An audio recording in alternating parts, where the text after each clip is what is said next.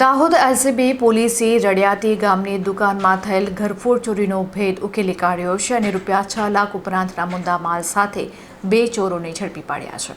દાહોદ જિલ્લા એલસીબી પોલીસે રડિયાતી ગામ સ્થિત ભવાની એજન્સી નામની દુકાનમાં થયેલી ઘરફોડ ચોરીનો ભેદ ઉકેલી 2 આરોપીઓની ધરપકડ કરી છે।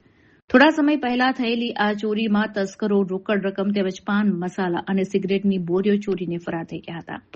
આ બનાવ અંગે એલસીબીની ટીમે ટેકનિકલ સર્વેલન્સ અને ખાનગી બાતમીદારોના આધારે તપાસ હાથ ધરી હતી। ગતરોજ એક ઇસમ કતવારા બજારમાં પાન પડીકીના પેકેટ વેચવાની ફિરાકમાં હોવાની ચોક્કસ માહિતી મળતા પોલીસે તેને ઝડપી પાડ્યો હતો। સઘન પૂછપરછ દરમિયાન પકડાયેલા આરોપી કિરીટકુમાર બામણિયાએ તેના મિત્ર સાગર સુરેશ રાઠોડ સાથે મળીને ચોરી કરી હોવાની કબૂલાત કરી હતી।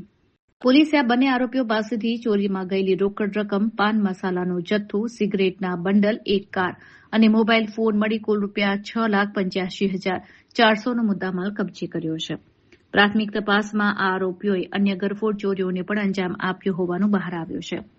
હાલ પોલીસે બંને વિરુદ્ધ કાયદેસરની કાર્યવાહી હાથ ધરી વધુ તપાસ।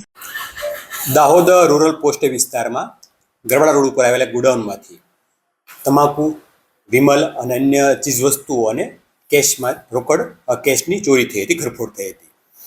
આ ઘટનાની જાણ થતાં જિલ્લા પોલીસ વડા રેવરાજસિંહ જાડેજા સાહેબના માર્ગદર્શન હેઠળ દાહોદ રૂરલ અને દાહોદ એલસીબીની ટીમો કાર્યરત હતી।